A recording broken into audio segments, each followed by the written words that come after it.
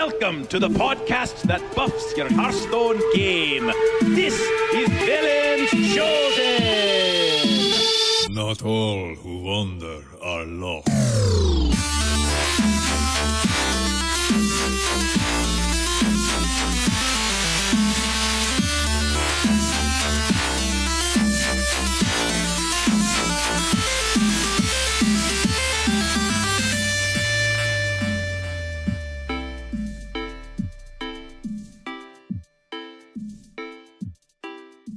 Greetings, visionaries, and welcome to Velen's Chosen. Whether you're a competitive player, an arena specialist, a deck-building visionary, or just like having a bit of fun, we can help you buff your game and achieve your Hearthstone goals. I just want to make Grant proud. Yeah. Good job. That was great. So I'm Eve, the Canadian, and... well, I'm not going to say your favorite Canadian. That's not going to... Yeah, I mean, you can. You probably are most people's Eve, favorite Canadian. Favorite Canadian. Unless they live in Canada. There's a couple other ones out there who do podcasts. or who pretentious do of Hearthstone podcasts. So, yeah, no shade. And coming to us from down south, well, from down south of me, is our other host, Grant Watchman. What's up, kids? I had to think about that. It's like, man, I haven't been introduced since Rob was on the show. Having someone else hand it off to you is quite different, isn't it? How has your week been, Grant? It is different. Well, it's been a week. I've been struggling. I've been working this week. I'm not back to work, but I've been doing like marching band stuff with some other schools, and so my time has been a lot more limited. You're like the marching band guy, the go-to guy. Well, in Texas, it's a very small fish in a very big pond. So it's cool that I can get paid to teach kids how to play drums and stuff like that. Just also while walking, right? Well, it just depends on what I'm doing. They have these things. People who know the activity will know, but they have these things called front ensembles. Where if you look at the football field and you see the band marching, there's a group of kids playing like marimbas and xylophones and Lord knows what else. And they play those and they stand still. Those are the kids that aren't good enough to march, or they hate marching, or they really just like playing xylophone. But, you're talking, that's where all the money is. And, that equipment for a lot of schools is $50,000, $100,000. So you don't want them walking around carrying that stuff. That's risky. No. There is a Japan school that they have kids dedicated to pushing those things because they put them on big casters and they push them around the field while other kids are playing it. That's happened before. So I've been doing that. So I've been waking up in the morning and playing Hearthstone, and I get up and I'm like, okay, how many quests do I have? Okay, I got to make sure I clear the quest because I get the new quest early in the day, and then the Fire Festival quest shows up later in the day. Really? So I've been playing that, getting it done, and sometimes getting really frustrated because, rank 8 at the moment. I'm not trying very hard. Grant, I'm rank 14, so feel better. Broski. You likely could get up to rank 8 faster than I get to 5 at the rate things are going this week. But so I get there and so Broski top decks and I can't win it. And so I'm like, gosh dang, I have 30 minutes left to play before I have to go work. And then so I try to win it and then lose again. And then I'm like, oh man, I'm missing out on gold. And I'm trying to save for the expansion. So it's a little bit of consternation, but it's been fine. But other than that, how about you? If you're going into a game feeling like you don't have a lot of time and you have to win, I feel like you're setting yourself up for a bad result. Yeah, it's tilt mode hardcore when you're trying to be that specifically goal oriented. Okay, I have 20 minutes to complete this quest. That means I only have to win 3 games in a row and I'll be good. Yeah. File that under do not do ever if you want to be happy. That is not to do. So, well, we're recording on Wednesday because I'm heading out at 6 a.m. tomorrow to go to the United States to go to my grandmother's funeral. So that's kind of been all my week. I went down and picked up my passport at the passport office today and had just a little, I don't know, kind of a childish moment. When I was filling it out the other week, the woman looked me up online. She was like, "Oh, this really is your first passport." And I just You're like, I've never left Canada. I'm almost 40. I'm nearing my 40s at a ridiculous speed to me, and have not been off the continent. Have been across the border, but haven't been off, the North American continent. So I did kind of have like a little moment of, this is my first passport and it's so cool, and read all the things and just kind of took the moment in and was like, now I feel like I can make bigger plans. Like do different things. But yeah, it was kind of like depressing and sad at the same time that it was like cool for me. Did your imagination start Japan running wild? Was kind of the first thing I thought about. Was like, now I can go to Japan. It was like, no. Say hi to Robin Carey. I know I'd have a Steven place Sensei. to stay. No. But that was kind of my whole week, was like packing and mentally getting ready to go down there and playing a bit of the adventures that are available for Hearthstone right now, because Ladder was tilting me. I was like, you know what? I'm going to go in and finish up some of the adventures that I haven't finished and get all the card backs and experience all of that. So, especially after listening to your episode, Grant, it lit a fire under me that was like, I need to go back in there and finish all these things because I hadn't finished Heist. Did any of it work? Yeah, for you? I got a couple things done. I did kind of run up against a wall because I went all the way back to Kobolds and Catacombs, which I hadn't finished, and was trying to defeat all those bosses with Warrior hard. and Rogue and Priest and all the things. So yeah, that was a little frustrating. But the tavern brawls last week and this week were super fun and kind of felt like mini adventures. So that I enjoyed a lot. Yeah. This has been my favorite series of Tavern Brawls in a long time. It's the same Tavern Brawl, incidentally, this week. Except for the added Reform. It hasn't changed. Yeah, and Reform's busted. You can yank a minion out of their deck for 2 mana, and you get like a 6/4 for 2 mana, or an 8/8. Because when you're going up against like another silly. player on ladder, grabbing something out of their deck is not necessarily great for you because it's not going to work in synergies. But if you're going up against a boss, a lot of their stuff is broken, and if you grab it and make it cheaper, it's probably going to be good. And also going to stop them from doing things 2-cost to you. Molten Giant. Yeah, exactly. Yeah, I liked playing with Reform. I played him today, and I beat it on the first try, and I didn't even look at my score. I was just in a hurry to close the client when I was done because I had to be somewhere. But yeah, it was like, yeah, that was fun. I mean, 2 mana, what I'm gonna get? Dice roll. And like for me, like as much as I like talk about, for those things, don't pick stuff that is RNG festival.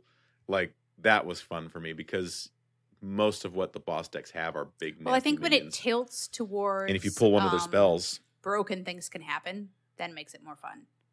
It's not just you could get really horrible, you could get mediocre. It's probably busted. Things are going to happen.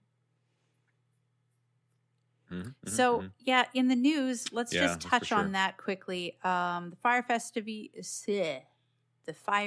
festivities are going to last a total of 3 weeks. And we're in the second week right now. So the rewards are: earn 1 Saviors of Uldum card pack the first time you defeat 4 bosses. So you don't even have to make it all the way to the end guy and beat him. You just have to defeat 4 that you go up against. And beat all 8 bosses using Arch Villain Reform, and you will get a golden Reform scheme card. So you got that, right? Since you used Reform? I don't know. Let me look. I don't think I got that. I beat him with Reform. Yeah, it says beat all 8 bosses using But they didn't Arch give it to Villain me? Reform. So you should have gotten a golden Reform scheme. Let me check my Warlock cards. Oh, yep, sure enough. I got one. Okay, cool. Dusting now.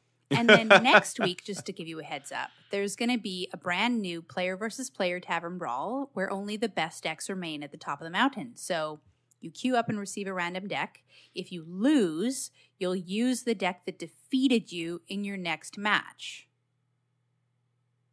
And then they're going to find out, in the end, there's probably going to be a ton of mirror matches because only the best decks are going to survive. Yep. So the first time you win one match, you will get a Saviors of Uldum card pack. So this is kind of like, I'm going to be that guy and say, I really enjoy getting all the Saviors of Uldum card packs. But sometimes you just want to open something. And all of these weeks, it's just been card packs you can't open. I wonder what would happen if they let us actually open the 3 card packs that they give us early, just the ones, and like Well, what the that would card do to the reveals. meta. You look at Or all the your card cards reveals, and just be you know, like, I wonder. these are all the ones that haven't been revealed yet. And what if you got a legendary? I'll bet you the reason they don't do it is because the whole community would just like a hive of ants decide at once to like pool everybody open. So while no one person would know what all the cards were, the community as a whole would figure out what all 135 cards were based on what everybody opened, just from 3 packs.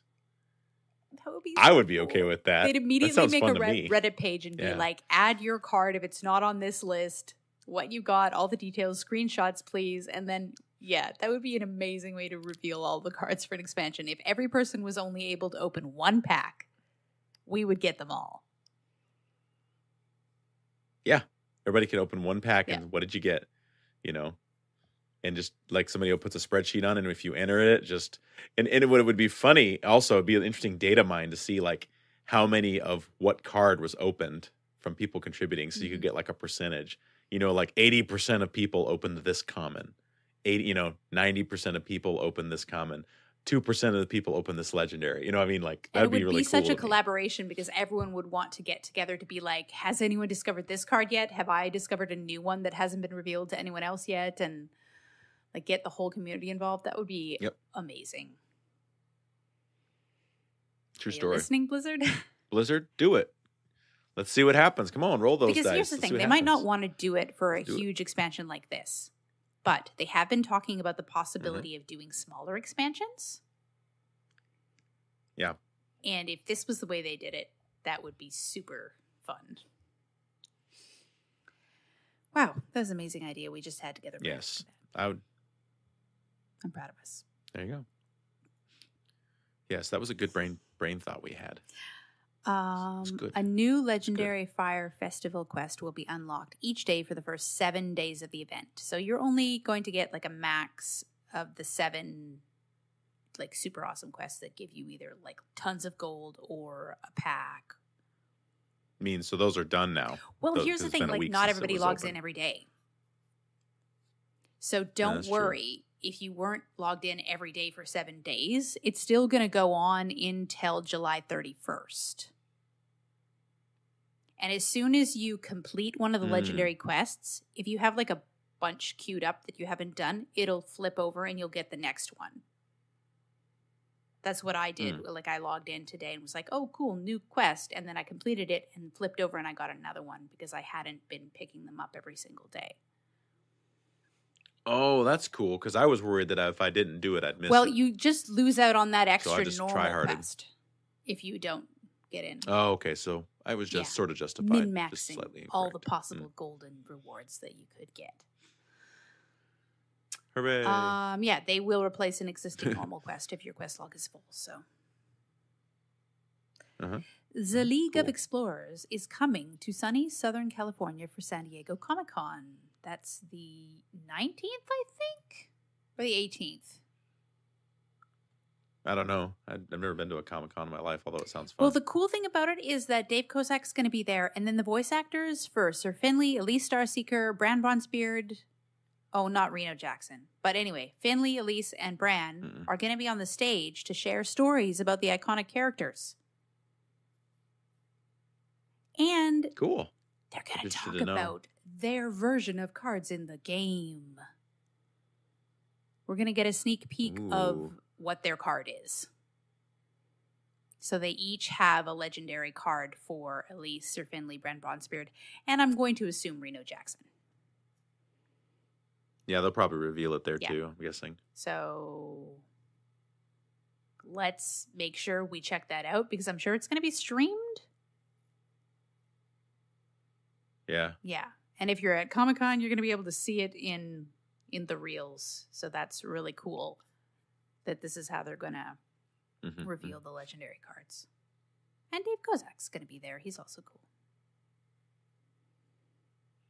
Yeah. Dave Kozak's like the kind of personality that you want every high school teacher to be. You know, like good at his job, cool, relatable, and kind of dorky. Sounds right. You just like, I mean, that's what I always wanted my teachers to be, you know, but that's just personal. I don't know if I've told this story before, but I had a biology. Well, actually, he was the science teacher. He covered like biology, chemistry, physics. Whose initials were LSD. It was Louis. I can't remember what the S was, but Mr. Dudar. And in order to get people to want to, you know, learn about the sciences, the first thing he would do when you came into his class was like blow something up. He would always have an experiment on the desk where it was like, now watch me add this to this. And then smoke would rise and everything would bubble and like explode. Is how he wanted people to get excited about science. So, yeah. So when you're talking about like. Did it work? I don't know. I took chemistry. So maybe. I think like, you know, when you're in high school, a lot of the kids are just like too cool to show emotion. They don't want to show that they actually thought that was neat and are interested now. They just have this like permanently, whatevs on their face. So it's really hard to tell. But he did have a lot of people in his classes. So, well, you know what though, when we were in high school, that was when everybody decided that emo was a thing. Goth. You know, goth and emo is when that all that crap came out. It's true. And although the definitions have changed a little bit since then. But yeah, we were back for the birth. So maybe it's still kind of that way. That's that how kind old of way. We are. The birth of goth. The birth of goth. Yeah. A little too young for grunge. We were on the tail end of grunge. Grunge is when we were in middle school. Yeah, that was a bit before my time. A little bit. I mean, that's only, but not too much though. Anyways, I guess no more reminiscing on the history of American high school culture. Yeah, maybe Canadian culture was a little bit different. I don't know. We're pretty. It could be. I have a feeling it was. Well, you know, when you consider how many Canadian rock bands that there are that Americans listen to and how influential that is in culture, Bare Naked Ladies, it's likely that it was probably pretty similar. Would be my guess. Yeah, a lot of people that you don't know are Canadian. That you don't know. I'm surprised to find out. I like that a lot. Okay, would you like to talk about the new cards? Yeah, let's talk about some new cards. They're so cool and pretty. I love them. Pick your favorite and you can take it. Which one are you most excited about? But it can't be Plague of Murlocs because that's mine. So just any other one. Let's see here. I want to talk about the Plague of Madness. Okay. To be very exciting. Take it away. So, Plague of Madness is a 1-cost rogue spell. It's a rare. And it reads, each player equips a 2/2 knife with poisonous. So, yeah. So I fail to see how this is a plague because does a super powerful being give everybody knives to poison each other with? I don't know if that's a plague. Because usually a plague is, I don't know. I'm thinking a little bit mosaically here. Well, let's try. Like it's actually almost like the Plague of Madness in the name. It just makes me think of like making everyone super angry. And then they just like grab the nearest thing to them. And since they're rogues, it's of course a poisoned blade. It's not just a regular blade.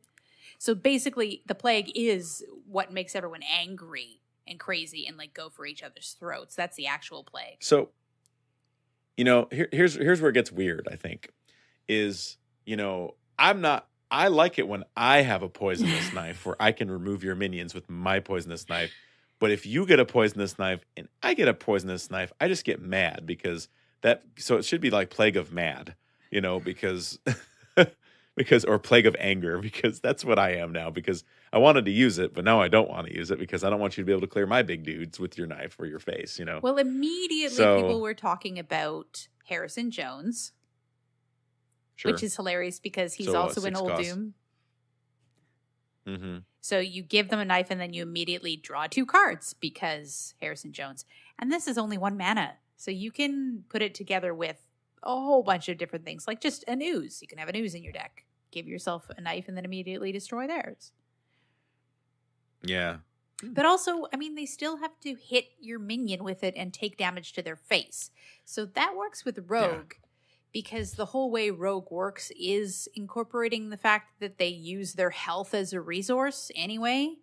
But maybe it doesn't work so well for whatever their plan is and how they're playing, and taking damage straight to the face to destroy minions might not work well for them. Maybe not. I don't know. It's my understanding that this card originally was designed to make all minions on the board poisonous, which could have been interesting. But I think they changed it sort of after they had kind of defined that Rogue shouldn't be a class that can just wipe a board, because that's basically what it would do. So we'll see. So Plague of Madness with the jury is out. Could be good. I don't know. It's one of those things, like, it just depends on what build it fits in and what the win con is, etc. You know what would be cool, though? This can also be used as weapon removal. Like if somebody has a weapon out there that's super powerful and you want to get rid of it, you give them a 2/2 knife with poisonous and it breaks their weapon and gets rid of it. I'm trying to think of weapons that are super powerful that I would want to break, or I could break. And then it make like a 2/2 poisonous weapon even that much worse, because that could actually be better in some cases. Yeah. I mean, Paladins, big, huge weapon that they get off of Tyrion Fordring, you might not mind. Yeah. Or if they add more weapons in this expansion. I was just thinking off the top of my head, Grant. Yeah, it's good thoughts. It's good thoughts. Anyway. Plague of Murlocs. Okay, you pick one now. Go. Plague of Murlocs. Got this. 3 mana epic can transform all minions into random Murlocs.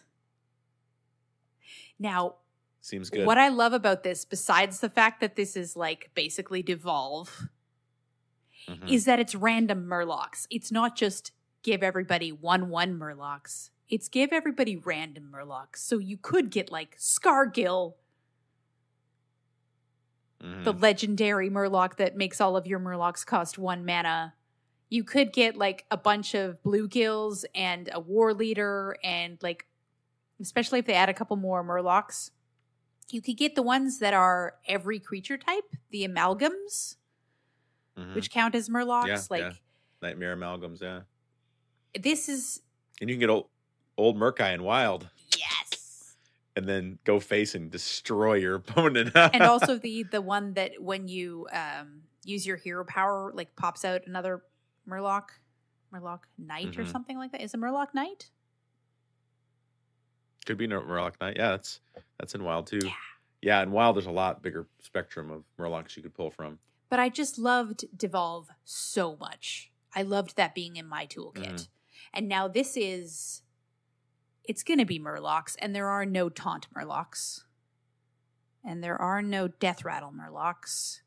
So, like, if you play it against Priest, it's going to pollute their summon dead minions pool a lot.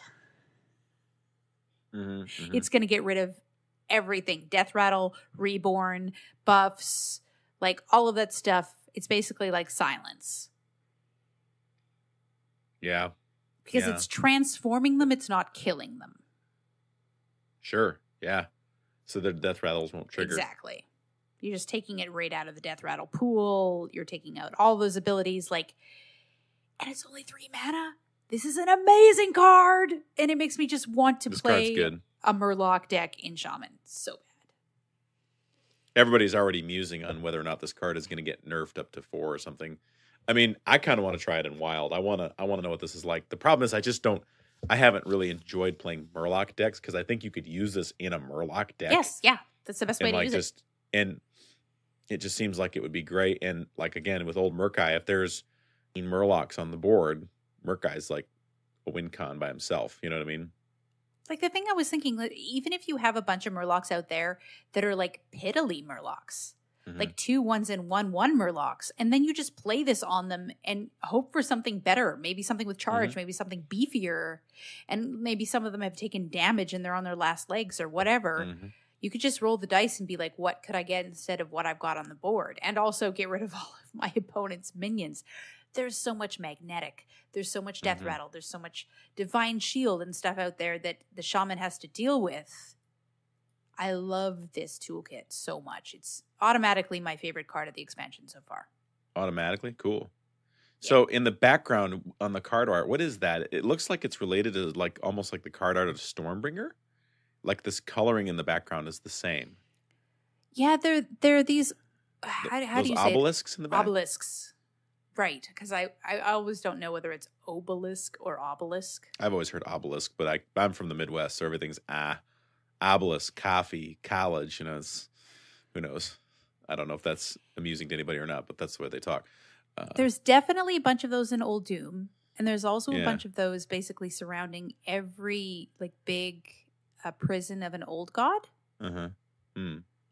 In different raids that we've had to like interact with them and things like that. So it is emblematic of like the titans and the structures that imprison the old gods.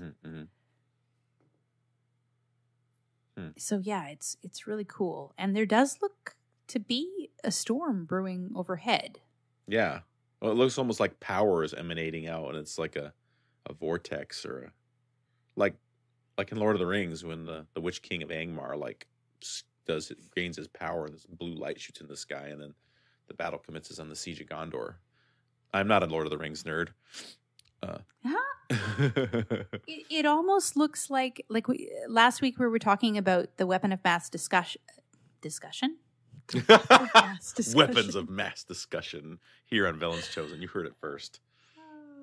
The weapons of mass destruction or the weapon that they can use to reset Azeroth. And that's kind of what it looks like. It's like the storm is brewing from the top of that tower. Like they're going to use it. And all the Murlocs are just running for their lives. So that's interesting. I hadn't looked at it in the background up until you said that. That was one of the things I noticed after I noticed, the similarity of the Murloc colors and whatnot to some of the cards we've seen. And it's like, oh, hey, what's that in the background? But I'm excited to play that. Huge art for that. In terms of like addressing the big priest perceived problem in Wild, lately people have been saying Big Priest is not a tier 1 deck lately. And maybe that's what why the devs haven't done anything. It's like, yeah, we can just put up with Barnes a little while longer, because if this card sees prominence in Big Priest, you can forget it. They bring up Barnes and you go, Plague of Murlocs. Nope. Now what you gonna do? Res that. Bring back all the Murlocs. Have fun bringing your Tiny Fins back, Exactly. And you can put 2 of these in your deck. Yep. So could be good. So good, people. Although we have Devolve in Wild, and that hasn't really done much. Although devolving 1 cost of a Obsidian statue still puts out an 8/8. So exactly. And also if Barnes brings a big 12/12 and you devolve that, it's still going to be it's not helping you something much. Huge. So this is much better. Much better. Much better. Apparently it was first Plague of Toads or Plague of Frogs, one or the other. Anyway, and it was going to make everything the taunt frog, like 0, 1. But they found that really unfun, because if both players have 0 attack minions they can't do anything. You can't do anything. You're stuck. The board is frozen Especially if all of your cards, if you both have 7 cards, sometimes it was just like nobody can do anything. You can't put a minion out. No minions can attack. If you're part of a class that doesn't have buff cards or destroy minion cards or whatever, then you might actually just be stuck at a stalemate, and that's not fun. That is definitely not fun. Wow. Yeah. I'd never You're like, thought maybe about not. I'm so happy they settled on this, because this is super cool. I'm going to play the hell out of it, people. So what's the next one you want to talk about? Let's go. Speaking, we were on the subject. Let's talk about Psycho Pump. So I have no idea why this card is named this way, because I was looking at it like, it looks like Anubis, but Psycho Pump. It sounds what does that even mean? It sounds like the sister band to the Sex Bombs from like Scott Pilgrim Saves the World, because it's just like, it doesn't make. I don't understand how the name fits the Anubis like character. No. I have no idea what the name means at all. Well, but what it is a 4-cost priest minion. It is epic. It's a 3/1 in terms of attack and health, and it reads Battle Cry. Summon a random friendly minion that died this game. Give it reborn. So the community initially freaked out like, oh no, Big Priest gets another minion, torches and pitchforks. And then the people who are, those are the people who are kind of on the fringe in WoW and think they know a lot about. And then like the real WoW players were like, actually, no way, because you don't want this in the res pool. You know what I mean? You don't want Barnes pulling this out. You don't want this coming back ever. So it's really probably more of like a stylistic tempo card, something like that. I don't think it's particularly good. I don't think for 4 mana this is really something I want to play. Maybe later in the game, I guess. So like if I get something that gives me a card or shoots a fireball or does something busted, then maybe it's something I want. But I don't know. I think we have to wait to see what other cards we get to see if this suddenly like has a really good synergy with something. Yeah, that's probably fair. But for now, I'm not. There's no torches and pitchforks here. I'm not worried about it. It'll do what it's supposed to do in a deck that may or may not be good. You know what I mean? It's not going to be a win con in and of itself, unless there's something else that we don't know about. So we'll see. Wait and see. Grant. Yes. Psychopomps are creatures, spirits, angels, or deities in many religions whose responsibility is to escort newly deceased souls from Earth to the afterlife. Bro, that's sweet. I didn't know that. I did not know that. I just looked it up, and it's like Greek mythology. So the spiritual guide of a living person's soul. That explains the card art where he's like reaching out, like in like his hand, like to escort you somewhere. Huh. I'll bet you're not going to get that on any other show this week. Eve, knowledge is power indeed. Good job. That's the more amazing. you know. I learned something new today. Where's the 1990s like star that flies across the sky? Da da da da. You know. So, okay, take the next one. Salhet's Pride. 3 mana, rare paladin minion. 3 attack, 1 health. Wow. Okay. Beast. Death Rattle, draw 2 1 health minions from your deck. The way that it has a lion like jumping out at the picture, I really expected it to have Rush. And it would be a million times better if it did.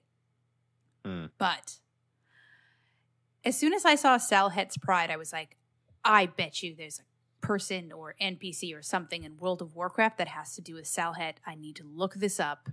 Because there's not a whole lot out there that I can research and talk about lore-wise. And as I read the quests involved with Salhet, I was like, oh, I remember this. I've done this. I've done this quest line. So Salhet is a Tol'vir. He's one of the, like, tiger body, almost centaur-looking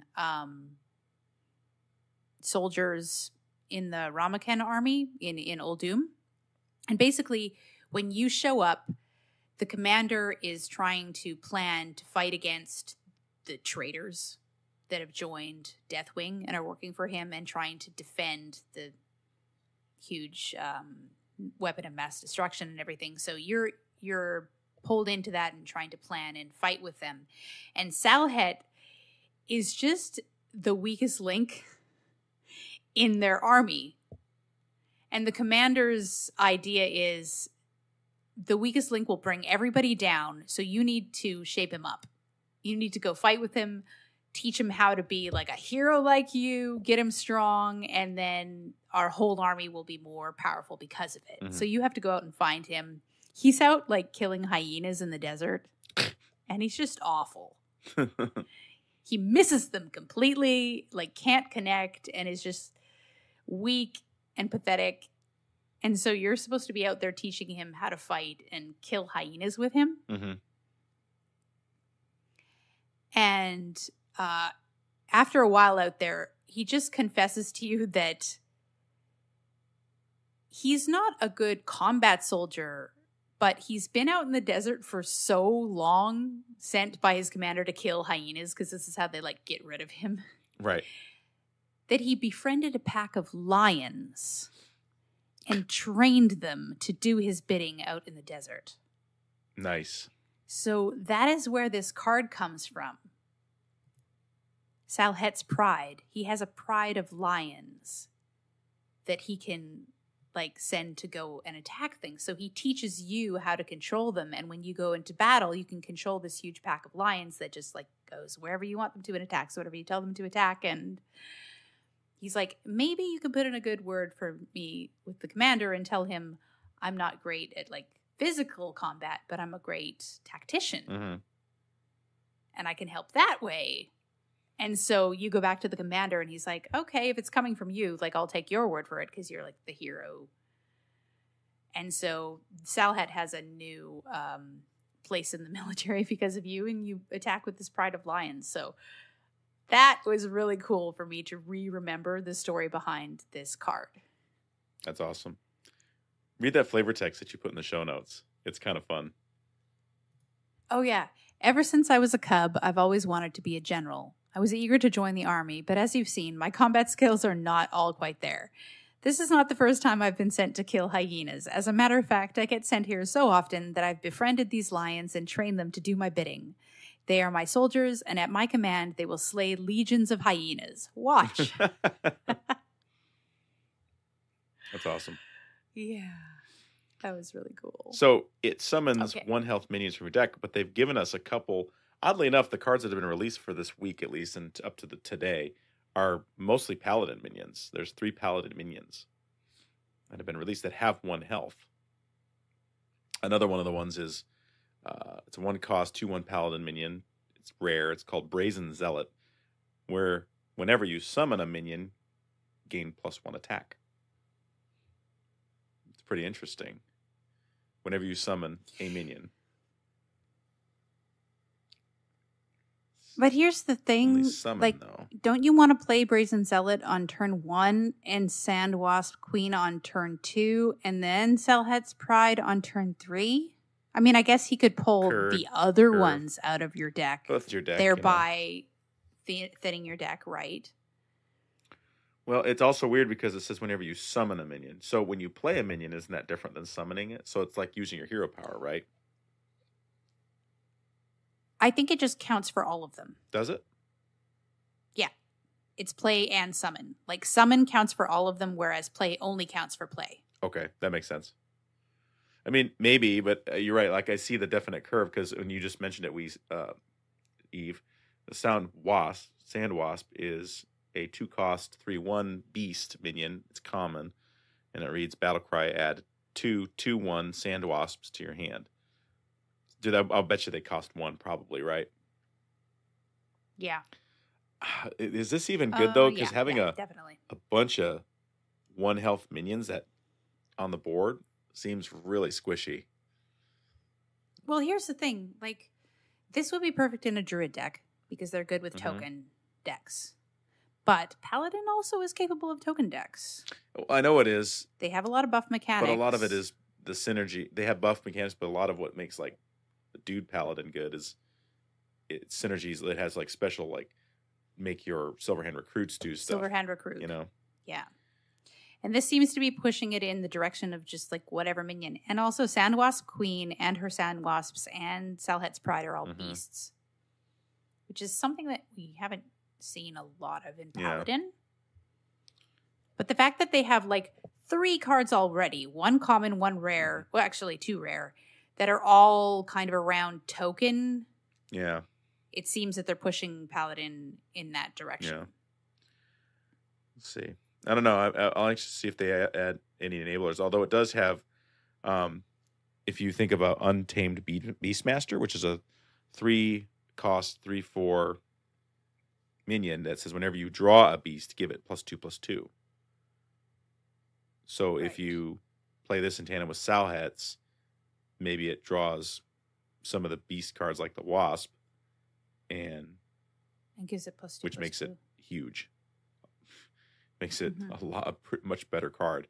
But again, you have to have a certain amount of shenanigans happening. It's relying a lot on that. So that could be good because that's a neutral. So, I mean, we don't know what Sir Finley's going to be yet, but we did see him on the board when another card was revealed, and I believe he was a 3 cost minion. So he's also going to be very early game as well, which says to me something that interacts with token.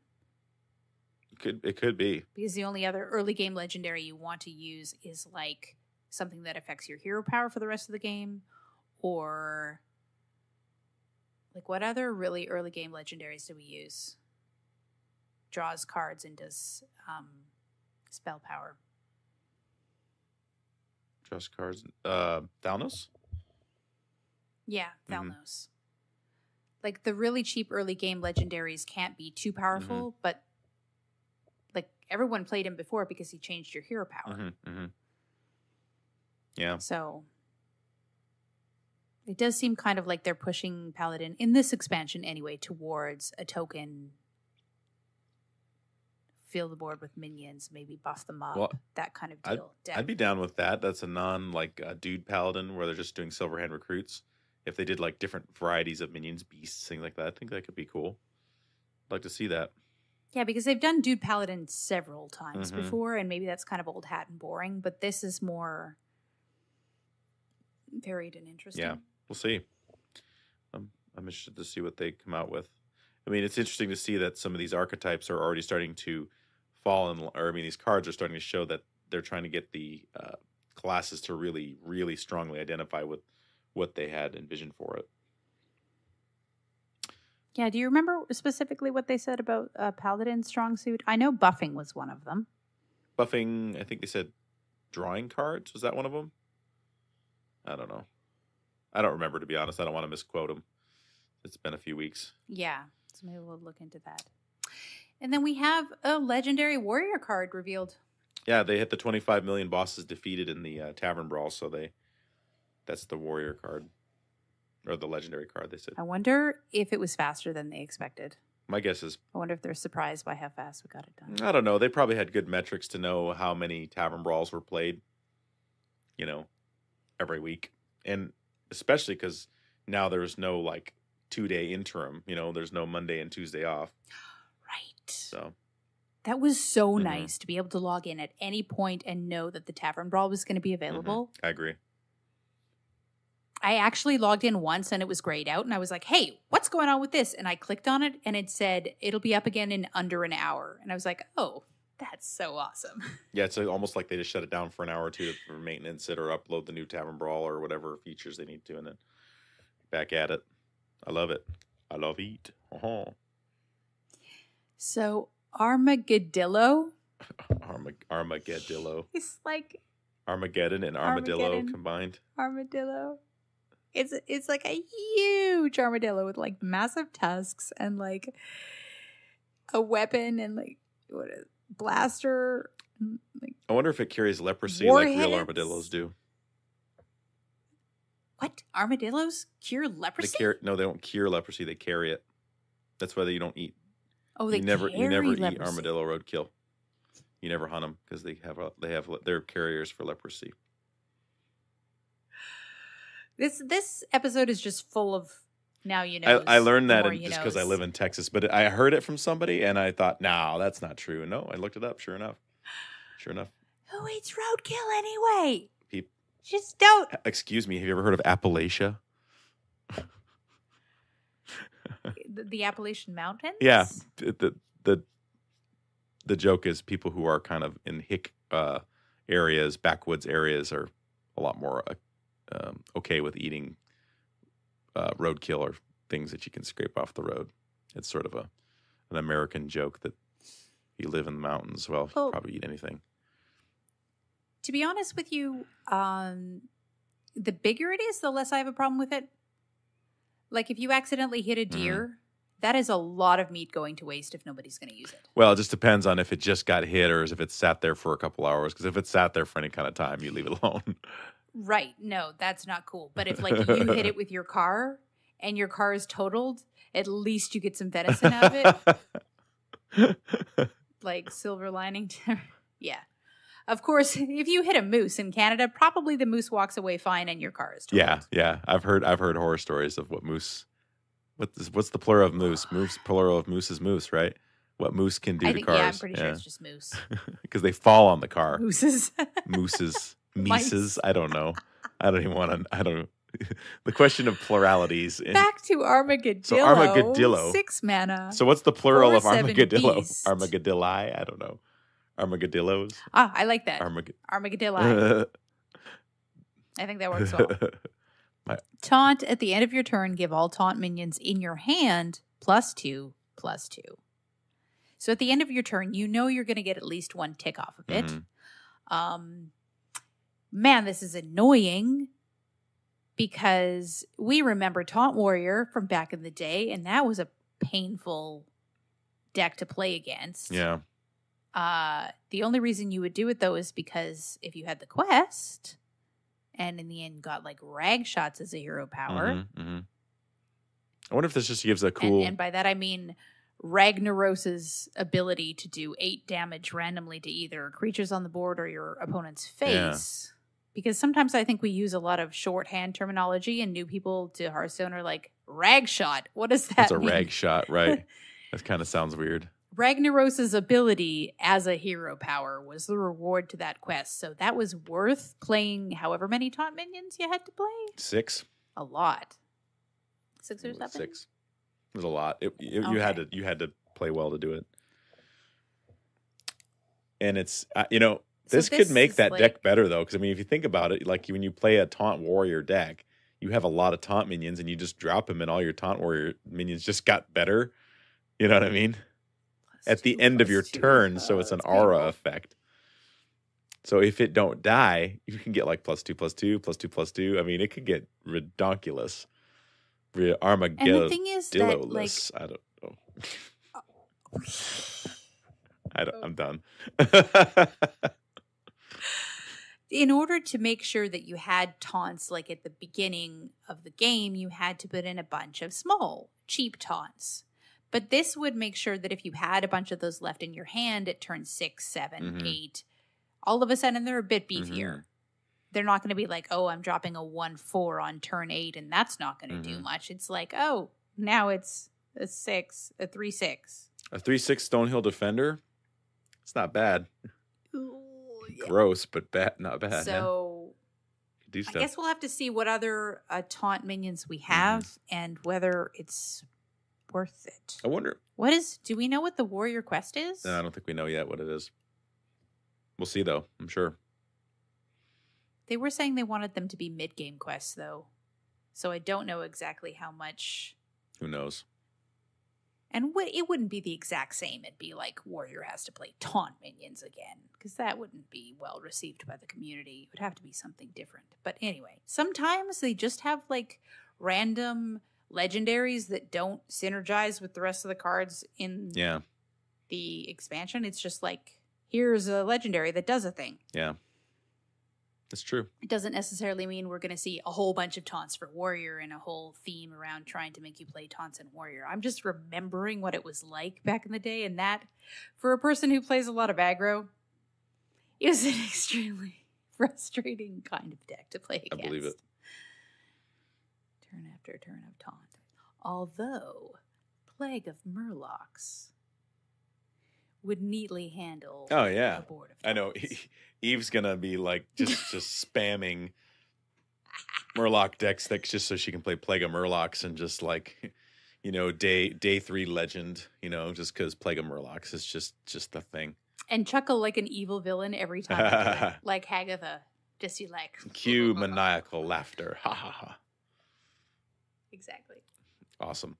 Well, now that you've kind of half brought us into the topic, Eve, we can get into the sort of the other part of the discussion of the show where we kind of get into the review of Rise of Shadows, where we probably got realistically-ish 2 weeks of the expansion left, 2 to 3, I guess you could say, because the next expansion releases on August 6th.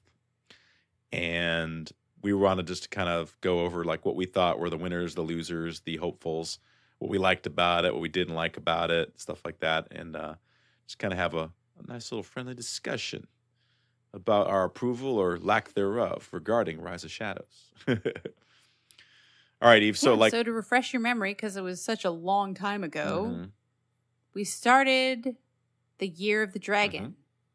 Now, tell me, has it felt like the Year of the Dragon to you? It's felt like the Year of the Mech. You know what I mean? Yeah, I agree. Way more than Year of the Dragon. Yeah. Like, I could hold out hope for the next expansion having something more to do with dragons, but I absolutely agree with you.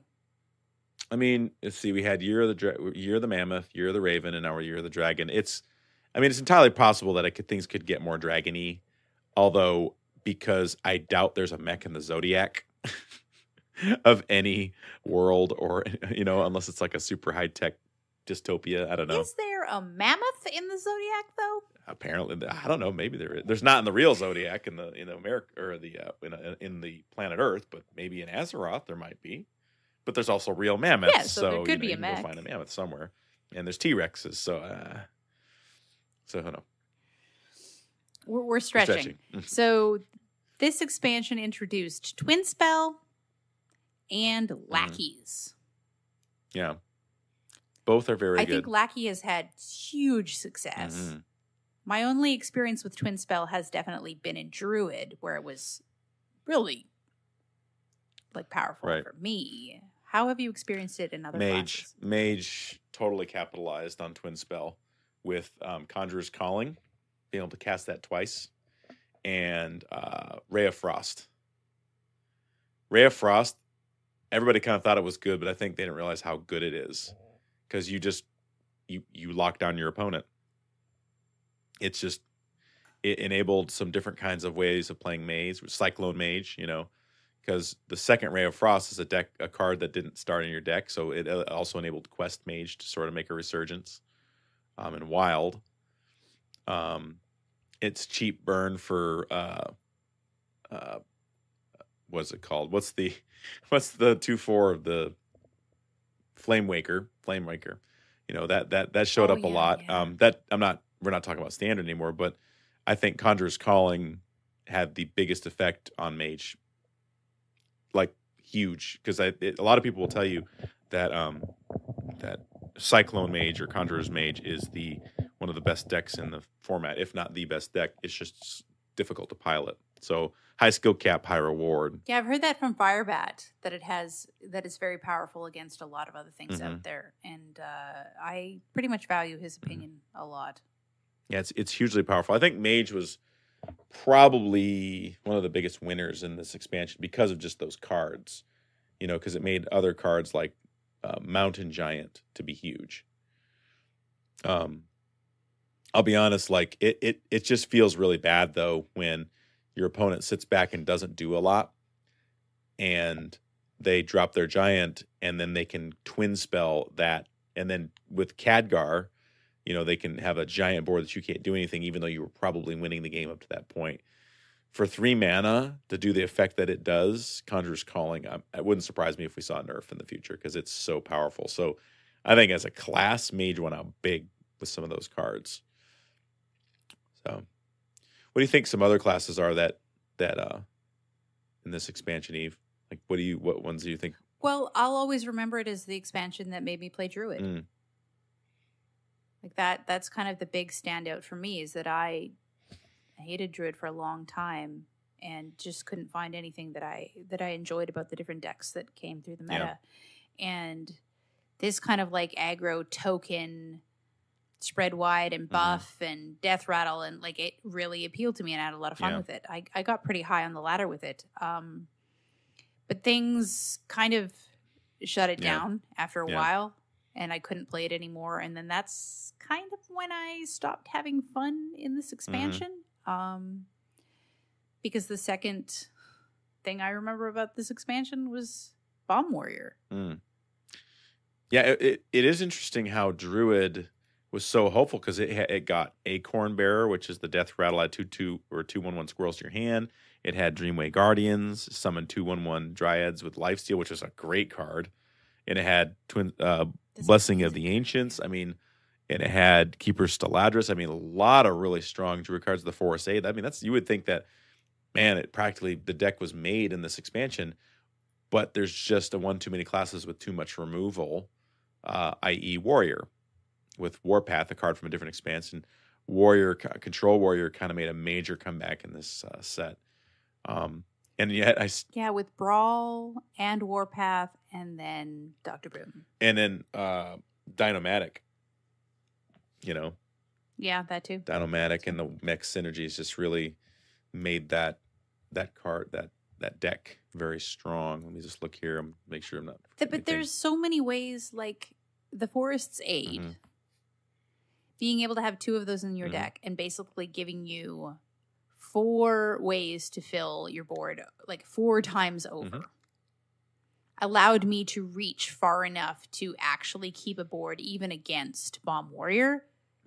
But the problem was by the time they got Dr. Boom, then it didn't matter anymore because they just had endless value after that. Yeah. Like if you had played against any other version of Warrior or any other class, that would have been enough to refill to get you far enough. But with the endless value of Dr. Boom, they just didn't end. They never ran out of steam. Yeah. It wasn't like I got past your 2 brawls and I got past your 2 warpaths and I got like all the way here and now I still have a board and now I can finally kill you. It was like, oh, now you have endless value. Yeah. You never lose. Yeah. You always lose to that. It seems like once they got it, not always, but it seemed like you lost often. Well, I mean, if you look at what was given to them just in this expansion, they got the Clockwork Goblin, which shuffled a bomb, right? They got Omega Devastator, which if you had 10 mana crystals, it would do 10 damage to a minion. And if you had Boom Out, it did 10 damage to one minion and 4 damage to another, right? And then the Wrench Caliber, which shuffled a bomb into the deck in tandem with Blastmaster Boom, which played off those bombs. And Blastmaster Boom feels so much more powerful than original Dr. Boom, given the circumstances of having bombs in the deck, filling a 7/7 plus a board full of bombs, and then you use, you clear your board with Warpath and they all go face, or you brawl and they all go face, it's a good archetype. We talked about, you mentioned a little while ago about being weary of reintroducing old archetypes that we've seen before. But I mean, the Bomb Warrior archetype was very, very different. You know what I mean? Shuffling a bunch of stuff as much of a thing. I think I would have been happy with it without like the hero card, right? Yeah. Yeah. Like the way that it operated with putting bombs in your deck and having multiple things that could put a lot of bombs in there, Clockwork Goblin and the Elec and everything, Wrench Caliber. I think all of that would have been fine without Dr. Boom, the hero. Because then it would have been all about like specifically the bombs instead of, and then I get to a certain point where I just have endless value. And then it's not even really about the bombs anymore. It's just you can't stop me. Yeah, that's true. Well, the deck that started chewing Warrior up, though, because it has historically done so, is Hunter. I thought Hunter was a big winner in this particular expansion. They had Zul'jin, and so cards like 9 Lives, which was the Discover a Friendly Death Rattle, that a minion that died this game also triggers Death Rattle. So, if you have a mechanical whelp had died, you could play for 3 costs. You could get a 7/7 plus another mechanical whelp to put back in your hand. That's just or Ursatron or any other Death Rattle, which was and Ursatron's in every Hunter mech or Hunter deck, right? Yep. Especially if it runs mechs, it's just a good card because it does what Hunter does not do well. It draws a card, and it's a 3/3 solid body, plus the synergy with mechs, and you're good to go. Oblivitron was pretty good. Had a lot of synergy. Wasn't necessary in everything. Missile launcher, Venomizer. Yeah, but those weren't from this expansion. So, no, but it definitely teched right against Druid and made it unplayable. Yeah, that made it really rough. Let's see what else here. Unleash the Beast. Did you see a lot of that? Yes, Unleash the Beast. Twin spell, summon a 5/5 Wyvern with Rush. That card's been very prevalent, very prominent, and with Zul'jin, that thing is just. Play Zul'jin, you get a bunch of free 5/5s. Very, very with Rush that can help stabilize, clear the board, swing the board, whatever you want to call it. Shimmerfly has seen a lot of play. Add a random Hunter spell to your hand for Death Rattle, which might give you Marked Shot. Shot. Has been a good card. So Hunter really got a lot of great cards in this expansion. Unfortunately, Varisa didn't see very much play. Still kind of a meme card, just a little hard to pull her off, but fun card all the same. I think if she'd had a more powerful weapon, it would have been better. But after your hero attacks gain spell damage +2 this turn, like when has Hunter ever cared about spell damage? When it can pull Mallet Ghost somehow. Yeah, I'm just being facetious, but Yeah. Yeah. Let's see. Shaman. Warlock. Or, well, Or I don't know Shaman? that Warlock was a winner because we're kind of talking the classes that won. I guess we could have introduced it a little better. Well, for a while there, they had the Magic Carpet deck that seemed to be doing. Zoo very Magic well. Carpet. It seemed Yeah. all right. I mean, decks that can and will run smaller dirtly minions liked Magic Carpet, so that would be Shaman. Rogue likes it in Wild a lot. I think Paladin could probably use it if it had in mind to. It could probably next expansion, especially with all the stuff that's coming out by the looks of it with all the wimpy minions. I mean, Shaman really won by getting the Underbelly Angler for Murlocs. I mean, it's like, Yes, that's going to be great for this. and next then expansion. Scargo, yeah. I mean, what if you turn, you played it on 3, you traded a couple minions in, you drop one of those minions that it turns your stuff into Underbelly Angler. You get one of those guys, you just have a lot of value. I could see a world where, Underbelly Angler gets even better. And Scargill, they're legendary. Well, multiple times I've gotten Scargill off of Underbelly Mhm. Angler. Like, I didn't even have to put it in my deck. He just gave it to me as one of the random Murlocs. So that was... I think Shaman has still a lot of potential for growth based on the cards because they got Soul of the Murloc. They got Hagatha's Scheme, which is deal 1 damage to all minions and it upgrades.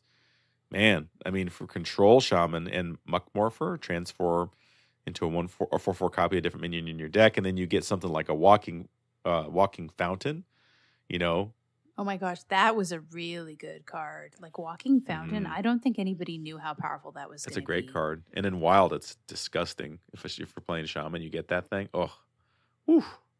It trades so well. 4/8, Lifesteal and Wind Fury plus Rush. Like, it's a nasty combination. And it's a common. Yeah, so you're more likely to get offered it.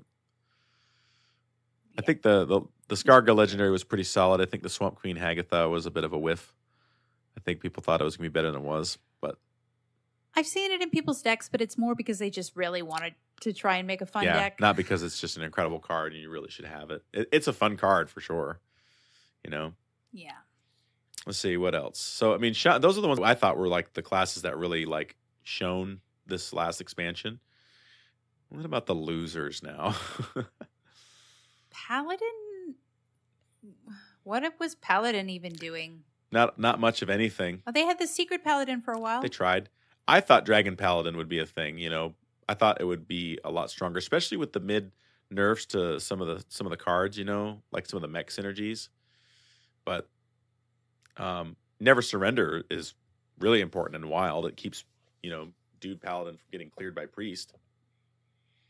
Oh yeah, that's a really good. Oh, you want a Spirit Lash, my guys? Well, you get the health, but they don't go anywhere. Yep. Really just not very impressed with the Paladin cards, although they have potential. Bronze Herald is really good in Wild. It can do work for you in Wild because it's value. Yeah, I think that we might have to wait and see what Paladin cards we get from this expansion to add to the Dragon pool, maybe, because... I think Paladin still has potential. I mean, I would even put it in the hopeful category. I think it has...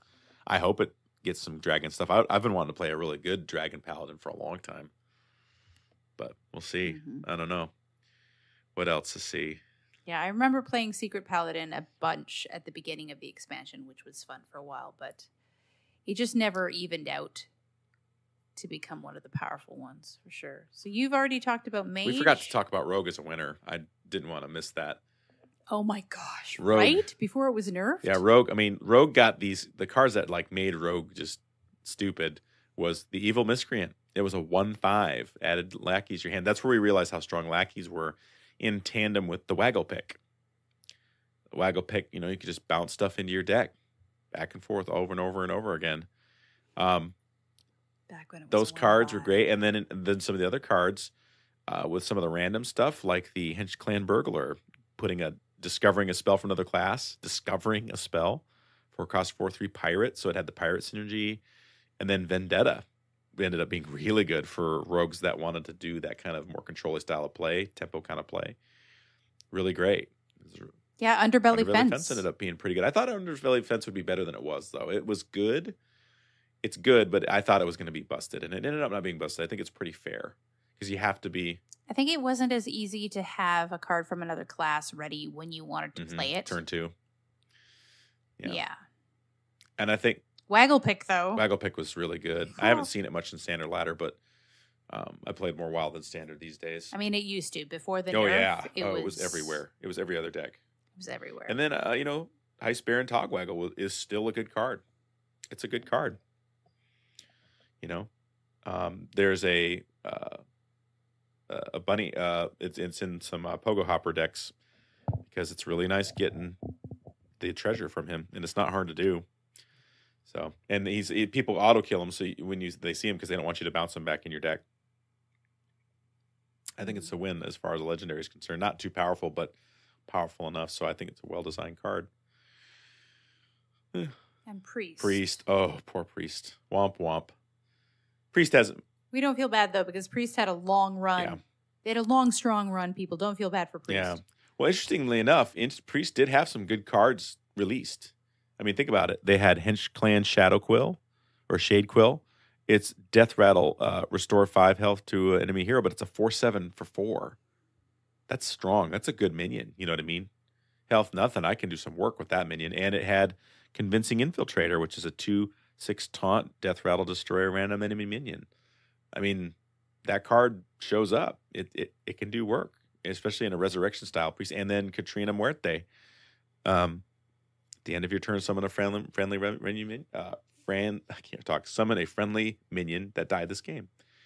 The one I've actually seen a lot of is Unsleeping Soul because it was in Silence Priest, right? They put out the big Watcher. Mm-hmm. Is it Silent Watcher? Yeah. Silence it and then summon a copy of it, which is silenced as well. It's called Arcane Watcher. It's a direct called copy. Arcane Watcher. Arcane Watcher. And then the double the health and then make the attack equal to the health combo. Divine Spirit thing. And smash you in the face becomes so much easier because you don't just have to get rid of one minion and be like, okay, they're going to have to put another. It's like immediately multiple silenced big minions that are sitting there going, I'm going to do something about me. I kill dare you you with this next turn. if you can. Yeah. So I did see a bit of that, but yeah, it definitely wasn't one of the stronger classes during this expansion, just kind of fringe. Yeah, but I'm okay with it. I mean, that's the problem with Priest, and people have kind of said it forever, that if Priest is really good, nobody's happy. You know what I mean? Because of the kinds of things that it tends to do. So. Because in order to overcome that crappy hero power, it has to be doing broken things. Yeah, that's definitely for sure. It's the most defensive hero power ever. I contend that the most even, enraging priest deck out there was Dragon Priest. I don't think it was. No, Dragon Priest always seemed fair. It always seemed fair. Very tempo. Yeah. Raza Priest was the one that I think was the most enraging. Raza Priest, when it was before nerf, it was just felt powerless to beat it sometimes. So you feel like Mage, Hunter, Rogue, and Warrior kind of came out on top of all of the different classes? Shaman kind of a second place, and Paladin and Priest kind of just at the bottom. That's kind of what I think. And Druid definitely. Druid was weird because Druid had a great start and then ended up just being a nothing burger, Once everybody realized how powerful a lot of the other stuff was, it was like, Druid, you would be powerful, but the conditions are just not right, So. Well, it made people put all of the removal in their deck. Yeah. And I kept hoping that after Druid lost its popularity, people would take the removal back out of their deck and be like, I'm not worried about Druid anymore. And that's when I'd start playing it again. I'll come back when they're not ready for me. Haha. Exactly. Yeah. I lured you into a false sense of security. But every time I tentatively went back into ladder and went, is Druid okay now? Mm-hmm. It was like, no, it's not. Squish. Mm-hmm. It's your story. Okay. No, you don't get to play yet, Eve. You're still not part of the cool kids club. So, but I'm super excited about Shaman and that is what I'm looking forward to. It's what I'm going to be playing next expansion. I mean, they can only give me more cards to make me happier. They've already given me the Plague of Murlocs. They've given me Plague of Murlocs. That's all I need. Isn't it interesting how one card can just like juice you about a deck? Like, oh, this is the card this is day one craft if I don't pull it, and this is what I'm playing. I know what I'm doing. I always find that exciting when I know what I want to play before even all the cards have released. Last time it was Evolve. Mm-hmm. Yeah. And now it's Plague of Murlocs. Yeah, squee, you know. Exactly. So other things that I think that this expansion did is I and I've said it before, is the heist, the Dalaran heist, in my estimation, is one of the greatest solo content things they've done. You had to pay for it this time around. It wasn't totally free, but for me it was $20 well spent. I'm glad I did it. I enjoyed the content. I liked the way they paced the bosses and the treasures and stuff. I liked the multiple wings. I thought the rewards were decent. I think the rewards could probably be a little better, actually, in terms of what they give you for accomplishing it. I mean, I'm not even talking like heroic card back thing, because it's always been a card back for heroic mode for the suckers, or the really dedicated players that wanted to do it, But I think that they could have given us, like, had maybe some more cards available for completion the first time through, and this and that. But other than that, it was really great.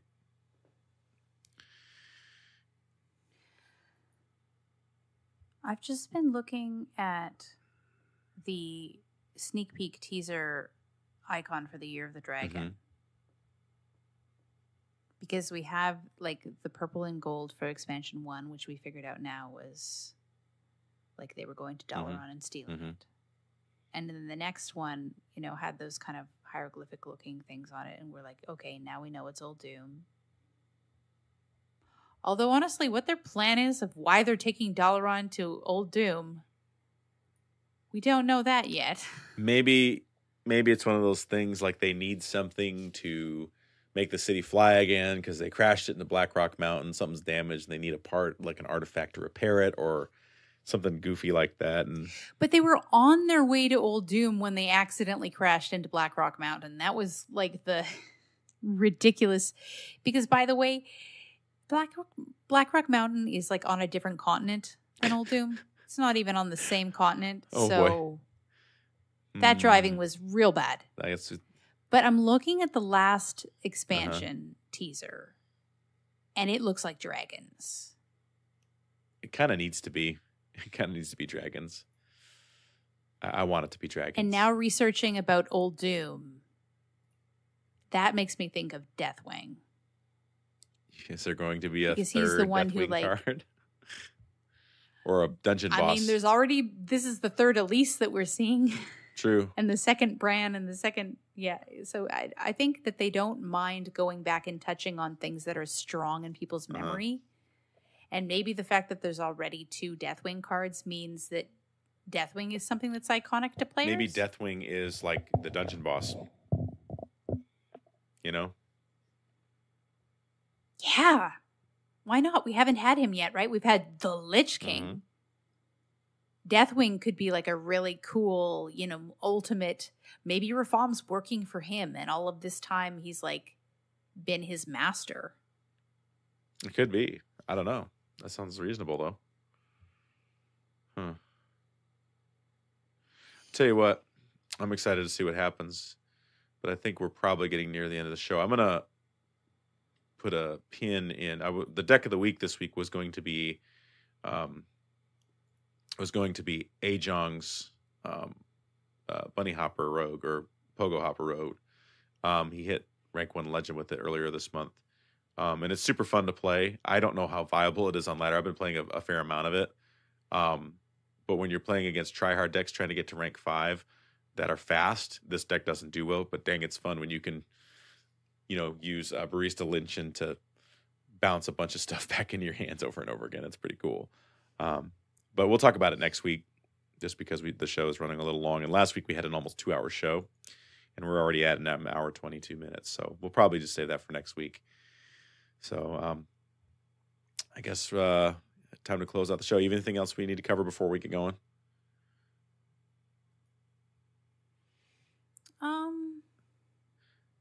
No, I think that's good. Oh, we were gonna just like gently touch on the fact that there's a bunch of new Hearthstone merch on the Blizzard store. It's card back themed. So there's a notebook, a puzzle, a card back mouse pad, which I think looks super cool. A blanket, a pillow, a bunch of stuff. I've been looking for new merch because I wasn't always happy with the colors that they chose for the old merch. They kind of went like brown and yellow or brown and gold to kind of get Hearthstone-y. And I was like, those are awful colors. Yeah. Go with blue and gold. Blue and gold was much better. Yeah. Much more flattering for more people. Yeah, so if you want to check that stuff out, it's pretty cool. I checked it out earlier today, and I was a little bit duped because I was like, oh, sweet, they're going to sell all the card backs now. So I was looking for like $50 or something to see if you get all the card backs, and maybe they'd prorate it if you had them. And it was like, no, it's just merch. And I'm like, oh. And Eve was like, silly kid. If they do that, the community would get out their torches and pitchforks for the third time this week, except they'd keep them out. I earned it, and you're just going to sell How it to people dare as you. a money grab. Yeah. Yes. We didn't. You're right. That's what it would have been. So, but I have the Tavern mouse pad, and it's like really good quality, and the picture is beautiful. So I know that this one, the Hearthstone card back mouse pad, will be nice, will be awesome, even though it's $30. It's a lot. Is it a big one or is it kind of smaller? How big does it say? Specifications, 14 by 10 inches. Not bad. Obviously, that wouldn't you be can play games pretty solid with that. 14 by 10. Mm-hmm. Yeah, 14 inches by 10 inches. So there you go. Yeah, you take a look at it. They have a legend card back cushion. Because that's not ugly. And somebody in the comments was like, they choose the ugliest card back out of all of them to make a pillow out of. Yeah, who knows? And they should have just chosen the classic one, the default one. But I mean, speaking of card backs, like it was what was data mined turned out to be true. They did find a way to give people an old card back that was previously only, what was it, 2014 when it came out? It was a ways back, yeah. Yeah, it was a while ago. So that's the very first time they've ever given you a way to get, unless we call Winter Veil card back, because they've let people get that. It's a card back, but right? And they've done it a couple times, but yeah. But they've never. But I think people kind of thought, oh, that was just a promo card back. Nobody had to earn it. Nobody had to buy stuff. Yeah. So I don't think it was that month's card back. I think it was just like a winter card back. Mm-hmm. I think so too. It was like something you won in a tavern brawl. So yeah. So anyway, the Ragnaros card back, that's the very first. So we should be looking forward to new ways that we can acquire old card backs, because they've said they are trying to do it, and they've done it at least once. Mm-hmm. So going forward, I might actually be able to get the Pandaria one, which is like, that's the one I want. One of the only ones that I'm missing. I'm missing only 2 or 3. Yeah. But other than like the Golden Celebration stuff that I'll never get because I'm never going to be that good. Yeah, stuff that you get for participating in tournaments and things like that. Mm-hmm. So, all right. Well, that does it. So if you want to find anything and all things Velen's Chosen, head on over to velenschosen.com. You can find links to all our Discord and stuff like that, to Patreon. If you want to donate to the show, head on over to patreon.com/Velen's Chosen podcast. We'd appreciate any dollar or dollars you want to give us. If you can't or don't want to support the show monetarily, leave us an iTunes review, 5 stars preferred. But if you think the show only deserves 1, let us know why. We'll read it on the air if it's not too vitriolic. You better make it convincing. It's like you better be able to back up your dogmatic assertions with proof. So, but we'd like to hear from you. If you think we could do something better or different on the show, we'd like to hear from you. Feedback on episodes is always appreciated. We don't take it personally. And ideas. If you have ideas. Like, we don't always use them, but we do like to have feedback and new ideas for things to do episodes about. we are coming up on card reveal season, so as soon as we get a big dump of cards, we're obviously going to be busy tackling that. Sure. But there are lean times in between where we're like, so what are you going to talk about this week? And big shout out and thank you to Jamie S. and all of you who support the show monetarily or spiritually or emotionally. If you send us good vibes or however you choose to, if you're just being Send us active your in our prayers, Discord, that is your well wishes. well appreciated. And let's see, I think that's it. Eve, where can people find you if they want to find you on the interwebs? You can find me on Twitter at LoreMasterEve. My BattleNet is LoreMasterEve. Hashtag 1974. It's a capital L and a capital E. Sorry, that's a lot to remember. It's LoreMasterEve, except for I didn't have enough space for one of the E's. So it's like LoreMasterEve. Nice. If that helps you remember better. And if you want, what? Thank you, Trey. Mhm. I believe it was Mhm. Trey. I popped on like for half a second to do a Rumble. It's not Rumble. What is it, Grant? A friend request? The What? the Tavern Brawl. Tavern That's Brawl. it. Okay. Sorry, Tavern Brawl. I don't know why I wanted to call it Rumble. It's late. Rumble in the Bronx. I hopped on for half a second to do a Tavern Brawl, and immediately he sent out I've got an 80 gold quest. Do you want to? And I was like, You're like, yes, yes, please, and thank Thank you so much. So thank you for those people who notice me online and try and give me gold. I appreciate That's it. very nice of them. How kind.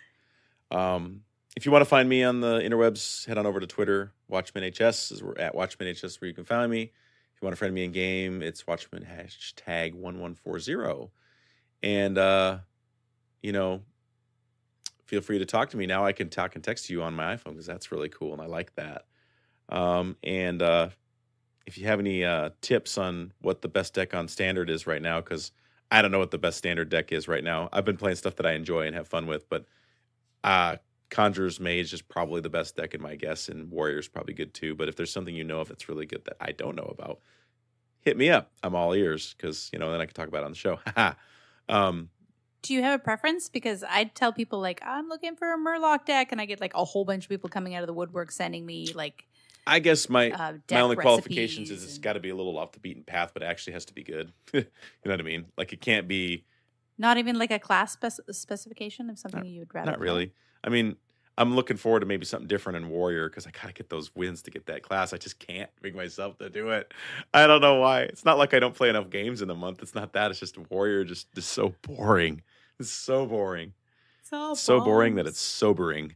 So play Arena because that counts towards. It's just Warrior expensive. wins now. That's all.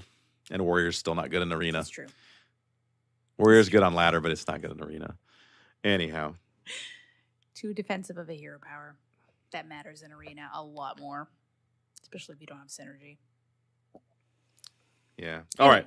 Well, that does it for the show. Eve, sign us off and we'll get out of here.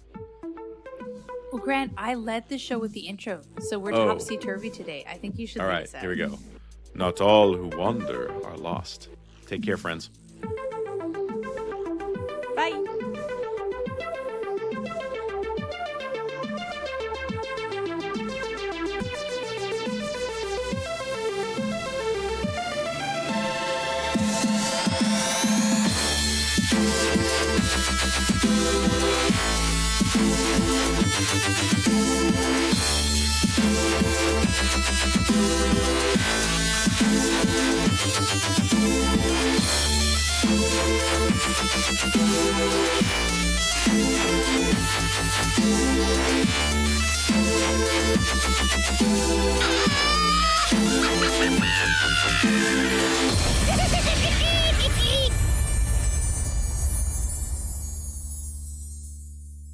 I foresaw this.